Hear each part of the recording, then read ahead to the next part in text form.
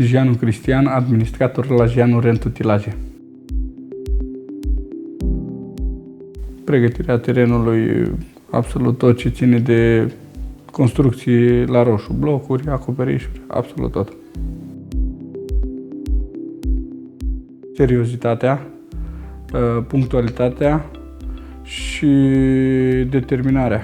A termina o lucrare la timp și de a satisface clientul cu lucrarea la final. Aproape un an jumătate de când colaborăm și sper să o ducem la mulți ani de acum înainte. Foarte simplu. Clientul își declară, își pune nevoile exact pe platformă. Noi pe platformă avem pe profil ceea ce lucrăm noi, ceea ce construim, ce facem și clientul știe exact unde să meargă. Desigur. Da, pentru că exact cum v-am zis, îmi doresc să cresc, îmi doresc să crească și firma și atunci accesând cât mai multe proiecte, evident că creștem odată cu proiectele. Sincer, cheltuielile le-am scos de la primul contract care l-am avut cu clientul. Pachetul este unul pentru orice firmă nou înființată, pentru orice startup, pentru absolut toată lumea.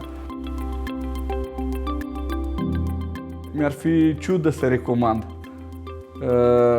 Practic, având în vedere că suntem destul de multe firme, mi-aș dori tot timpul să iau eu toate proiectele. Dar în principiu poate o să le recomand.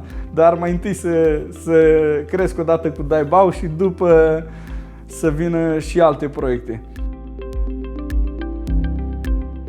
Sunt multe chestii care, spre exemplu, te duc cu gândul că e gratis, că nu e gratis, dar în principiu e bine și i-aș sfătui pe toți să aleargă Daibao pentru că ușor, ușor vor crește.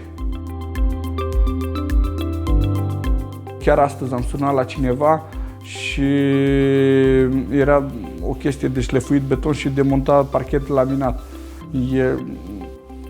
A scris acolo că erau 30 de metri și cantitatea era mult mai mare, ajungea undeva la 70-80 de metri pătrați. Văzând cantități mici, oamenii, cel puțin firmele, se decid greu pentru că costurile vor fi foarte mari și oamenii poate nu acceptă.